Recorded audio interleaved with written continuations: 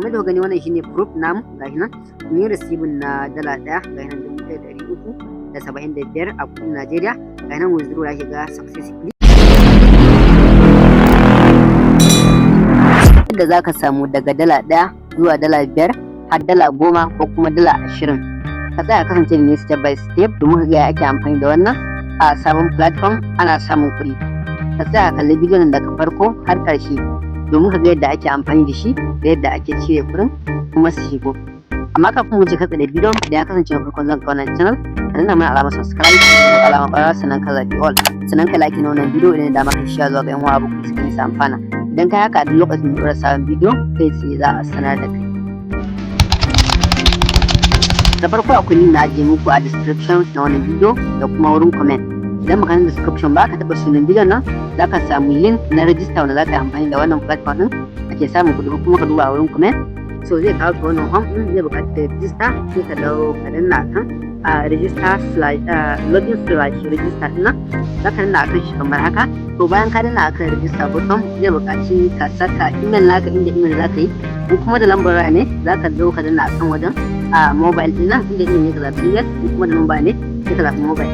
Misali ko da email ko da number inda number ne sai ka zaɓi ko number ɗin. Abu mafi sauƙi kai ka amfani da email sai ka zo ka saka email naka a nan gurin. Dan ka saka email naka a nan gurin misali zan sa wannan email ɗin ga nan Uzairu to kamar haka zan sa wannan email ɗin Uzairu to kamar haka. To bayan ka sa email naka a nan gurin sai ka zo ka danna akan send an email ɗin nan a nan gurin za ka zo ka danna akan send an email domin za a tura maka wani OTP ne a send an email ɗin nan. Dan kana kan send an email za ka jira su tura maka OTP a cikin wannan email ɗin da ka saka sai ka jira su tura maka OTP wanda za ka ɗauka ka sa a wajen email ba nan. To ne da nawa yana ɗan tsayawa to bari mu jira mu tura mana wannan OTP ɗin. Za ku ba wani kamar na account ɗin kafin su tura OTP ɗin za ka zo ka saka login password. Za ka iya amfani da wannan password ɗin ma in ka ga dama kana so kai za ka iya yin wannan password ɗin kamar haka kuma kai kirkira irin password ɗin kai yi son irin wannan dan sa number da irin step karamin baki da irin keypad da babban baki da ƙananan baki dai sai ka ba mu da ita da zan yi amfani da wannan na amfani to kamar da gani ga email namu na sun tura mana verification code sai mu ɗau wannan verification ɗin ga nan sai mu saka ga nan wanda aka tura yanzu ɗin nan ga nan 8559 85 sai wajen ba cikin kudin da suka saka 85 kamar haka 85 59 39 sai na zo na sa 39 a nan gurin. To bayan ka sa wannan OTP din sai ka zo ka sa login password din ka dan sa strong password ka dan sa babban baki da karamin baki da kuma hash da irin special characters din nan ka dan sa su ka gwagwamutsa kamar guda 8 sai ka zo ka maimaita sai ka ɗan scroll down wajen security code ɗin nan sai ka zo ka saka security password. Wannan security password ɗin shine za a tambaye ka idan ka tashi za ka yi withdraw na kuɗi za a tambaye ka wannan security password ɗin ka tabbatar ka sa shi ka ɗan bambanta su da wannan login password ɗin shi ma ka ɗan sa strong kamar yadda ka sa na password ɗin ka sa babban baki da ƙananan baki da kuma nambobi sai ka ɗan gwagwamutsa su za ka ga ya wuce ma sai ka zo ka confirming na abin da ka sa security password ɗin wannan invitation code ɗin sai ka bar shi domin samun bonus kawai sai ka zo ka clicking akan register button kana danna akan register button za ka ga register ka ta yi successfully. So bayan ka danna akan register button za ka ga account naka a sama so ga wannan shine account namu. So idan na yi scrolling a ƙasa za ku ga akwai recharge akwai withdraw akwai loop akwai saving box. So abin da ake bukata misali idan na zo a wajen bangaren saving box nan ko kuma loop nan to za ku ga wani calculation nan da ake yi. So misali zan yi misali da kamar $10 zan yi investing na $10 misali idan zan shiga da $10 so idan na yi scrolling misali a kwana ɗaya nake so $10 nan ta zama kaza ko a kwana 3 ko a kwana 8 ya dai danganta misali bari in zaɓi na kwana 3 nan kamar haka so sai na ɗan yi scrolling misali a $10 idan naka invest na $10 ya adadin kuɗin da ka saka ya adadin profit da kake samu idan na sa $10 yin investing bayan kwana 3 zan samu ribar $1.2 1.2 so za ku ga profit din baya sosai amma so hakan shine tsarin so haka tsarin su yake idan ka sa kuɗi ne za ka samu kuɗi misali idan mun yi amfani da $100 kamar haka so ina $100 ne kuma misali mu ce a kwana 3 za mu ga profit din za mu samu profit na $12 so in na kwana 8 ne za ku ga minimum amount ne misali adadin kwanaki in ka sa adadin kwanaki za ka fi samun profit misali ina kwana 8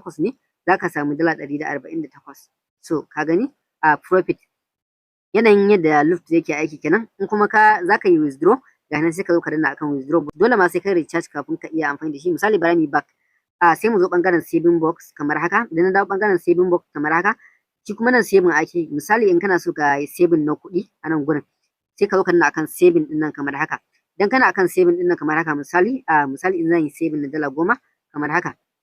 Idan na akan zan yi saving na dala 10, to duk bayan 24 hours akwai income da za su ke ajiye mu na 0.3 a dala 10 duk bayan 24 hours sai na akan confirm save, amma sai kan recharge na kamar dala 10 nan. A nan gurin zaka ke claiming na reward naka, a nan kuma zaka ga order din da ka kai. So yadda ake recharging shine zaka dawo nan gurin sai ka zo ka danna akan recharge button din nan kamar, to sai ka zaɓi wannan coins kake so ka turo. Abu mafi sauki ka yi amfani da USDT BEP20 kamar da gani ga nan na farkon nan, ka yi amfani da USDT BEP20. Idan ka danna kai ka zaɓi kalar coins da kake so ka turo, sai ka zaɓi network ga nan wannan da ya fi sauki BEP20 din nan USDT.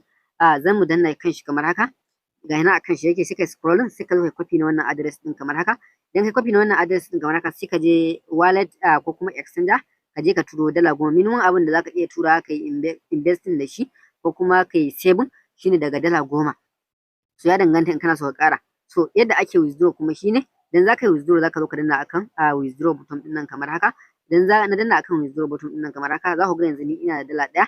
So domin in tabbatar muku da cewa wannan website din yana biya, kun ga zan gwada muku withdraw domin ku tabbatar website ne legit. So zan je in kwafi wallet address nawa, zan zaɓi USDT BEP20 ɗin nan, ga nan na bashi akan USDT BEP20. Kawai sai na je ana amfani da spender, so sai na je cikin spender wallet ɗina kamar haka, ko kuma exchanger, ya danganta da yanayin exchanger, ko Bybit ko Bitget, Nexi da dai sauransu, ya danganta da kalar exchanger ɗin da kake amfani. So bari in je in kwafo wallet address wanda zan zo in yi receiving na wannan dala 1 domin ku tabbatar website ne wanda yake biya. So bara mu gani. So zan zo in danna akan deposit, bayan na danna akan deposit zan zaɓi USDT kamar haka, sai in zo in zaɓi BNB Smart Chain wato BEP20.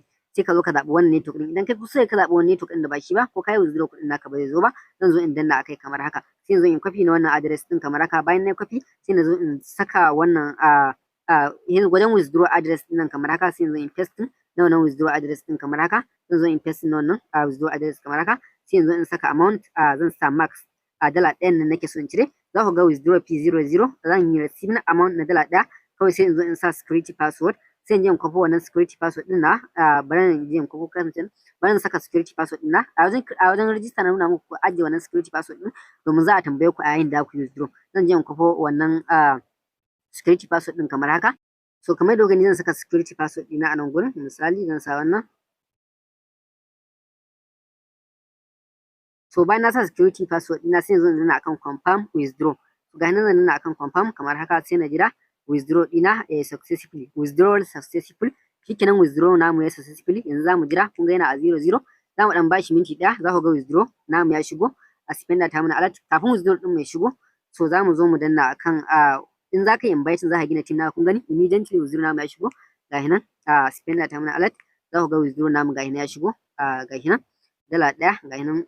Misali bari in shiga cikin spender na domin ku tabbatar da full transaction. So kamar da ku gani wannan shine proof namu ga nan. Mun yi receiving na dala 1 ga nan 1,375 a kuɗin Najeriya. Ga nan withdraw ya shiga successfully. So idan za ka gina team naka, za ka zo ɓangaren team kamar haka. Nan gurin wajen ɓangaren team kamar haka, sai ka zo ka danna akan ɓangaren team kamar haka. Idan kana akan ɓangaren team, za ka zo kai copy na wannan link ɗin kamar haka.